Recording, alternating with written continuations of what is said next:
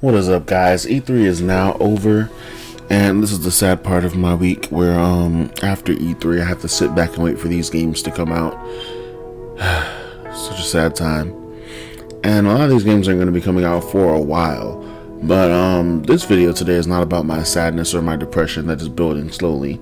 It is actually about the top games I'm looking forward to after E3. Now, this list is not going to be about the games that everyone's going to be looking forward to, the hype games that everyone's actually talking about. This is about the games that I personally am interested in now.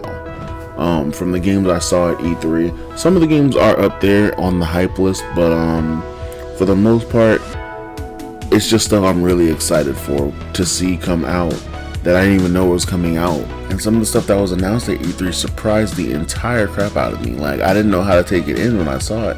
I wanted to do a reaction video for a few of the things, especially one video in particular, and I just couldn't because I was so like ecstatic, and I couldn't replicate the emotions I was feeling at the time. Like, I had literal tingles and goosebumps on my skin, and I couldn't oh my goodness, I was just super excited. But we're gonna get into this list, and I'm gonna explain the game I'm talking about as soon as we get to it. So without further ado, here's number 9. So I've never been really interested in these type of games before, but this one caught my eye. It was so visually pleasing. Just seeing these things and imagining that I'm the one flying over all these things, controlling my very own airplane, my very own little chopper or whatever, and just going over these landscapes that are real in a sense. Like I said, I've never played a simulator game. I've never actually done like anything like this, but this looks like something I could just sit back and relax and enjoy for like 30 minutes to an hour out of the day. So coming up at number 8 is a game I didn't even know was in the works up until like the day before E3, where I checked my Twitter and I saw someone talking about it, and I decided to Google what it was. And it's this game called Elden Ring. Now, a game from the mind of Hidetaka Miyazaki and a story from the mind of George R.R. Martin are something that I actually want to see, because from the trailer it looks really interesting, but I want to know what comes behind it. I want to know what it's all about, because I've read through the Game of Thrones books and I love the books. And Hidetaka, he is the guy behind a few Armored Core games that I love. He's behind the Souls series, which I'm okay with. I love the Souls. I like the Souls games generally. But he's behind the Armored Core games, and I love Armored Core as a game. I love everything about Armored Core. And this, like, something that those two can create together, a story in a world like that, I'm ready for it. Now, coming in at number 7, this is a game that actually caught me off guard completely. It was announced right before E3, and it actually makes me mad. That's going to be covered in a whole nother video, but this is Genshin Impact. Now, this game, it just looks beautiful altogether. This is like, in the bottom corner it says in-game footage. This is actually in-game footage, and guess what, guys? This is for a mobile game. This is a mobile game. Like I said, this is going to be covered in a whole nother video, why I'm so angry about this game. But this is going to be an ARPG for mobile. Just look at it. I am super hyped for this game. It looks like this, and I've seen gameplay for the game as well, and that's what has my hype built so high right now. It's so high on the list because it's a mobile game, and that's what's kind of pissing me off. But oh god, this game just looks really beautiful. I love the art style. Look at this dragon. This dragon looks awesome. Like, I love the originality of it. But like I said, it's going to be covered in a whole nother video. At number 6 is Minecraft Dungeon, and this was actually one of my favorite things, because I was always thinking about what if Minecraft had like a dungeon game, like an actual structured dungeon, and they just decided to do it, so I'm happy about that now. And it's going to have, like, I guess, online multiplayer and everything too, so it just makes it a lot more perfect. And if it still holds the couch co-op, then even better. So coming in at number 5 is Astral Chain, and Astral Chain was something I've actually been following for a while, in the pre-development stages, and then they finally put out the first gameplay video, and I hadn't seen anything else from it besides this at E3. And this is actually becoming one of my most favorite technically JRPGs of 2019 because the story seems to be very deep. Like, it seems to have a very deep story behind it. And a lot of these JRPGs that have been coming out don't have deep story. They're kind of the generic stories that, you see everyday hero, villain, and then the betrayal of something, and then finally the climax. But this just seems to be a very deep and unique story, having to do with a lot of things that I haven't seen in a JRPG in a long time.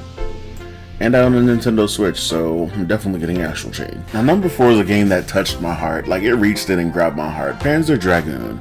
I haven't seen a Panzer Dragoon game since Xbox, and my very first Panzer Dragoon was on the Sega Saturn, and that was Panzer Dragoon Saga.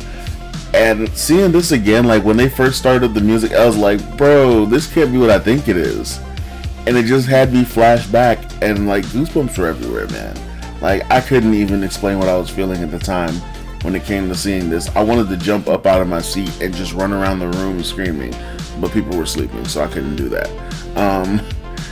But you guys don't understand, like, this is one of my childhood games from way back, and I love this game to pieces, and I'm glad it's coming back on the Switch, and I'm definitely getting it. Like I said, I have a Switch. Number 3 is Final Fantasy VIII Remaster, and this one brought a literal tear to my eyes when I saw it pop up on the screen. And like I said, guys, my childhood games are the games that got me into gaming. Like, these are the games that put me on the path I am today. And this is one of my favorite games. This was my first Final Fantasy game I ever played, and it was one of my favorite Final Fantasy games ever. Everybody's hyped for the number 7 remake, but seeing this pop up, like, I know it's not a complete remake. I know it's not going to be redone with all the graphics and stuff, but this is my first Final Fantasy, and this is what got me into the Final Fantasy series. So I'm loving that they're bringing this back. This is something I've always wanted. Number 8 and number 9 were the first 2 I ever played, and I went back and I finally played 7, then I played 10. But 8 has definitely got to be my favorite. Coming in at number 2 is Gods and Monsters by Ubisoft, and this made it to number 2 because I am a very big Greek mythology person. I love Greek mythology. I love the stories behind it. I love the lore. I love everything that has to do with Greek mythology. Besides a few of the things that kind of deem, skittish to these days. But I love the thought behind this game. I love the fact that Ubisoft is making this game because I feel like it's going to be something that's going to be worth playing. We didn't get any actual gameplay behind this, but we got the trailer and we got this scene right here, which oh my goodness, I'm super hyped behind this. And I've played Assassin's Creed Odyssey, and Assassin's Creed Odyssey is one hell of a game, so I'm definitely looking forward to this. So at this point, number 1 is Phantasy Star Online 2. And I'm going to say this game was the reason I'm keeping my Xbox. I'm not joking about that either. Like, I honestly thought about giving up my Xbox once BDO got announced for PlayStation, but because this is coming out for Xbox so quickly and first, I'm definitely keeping my Xbox for this game. Phantasy Star Online is another one of those childhood games that got me to where I am today. My very first Phantasy Star Online game, and I grinded so many hours into that game. I can't even tell you how many hours I grinded into that game as a kid. In one summer, I believe I didn't leave the house for like a good 4 weeks just playing this game. And I was an outdoors kid when I was younger.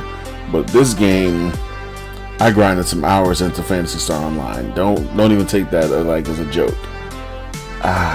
Man, it's the fact that it's coming out to the West finally. That Phantasy Star Online 2 is coming out to the West finally after so long. I've thought about playing the Japanese version, but I just can't get into playing games that I know I won't be able to go back to as frequently as I want to without having to do a VPN or whatever.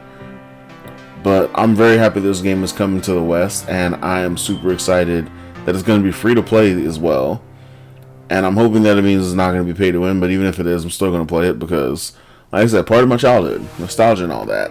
Anyway, guys, thanks for watching. This is just a list of games that I'm super hyped about that are going to be coming out after E3. I'm waiting for a lot of these games, to be honest. I'm super pumped, and hopefully you guys are too. And I will see you in the next video. Peace.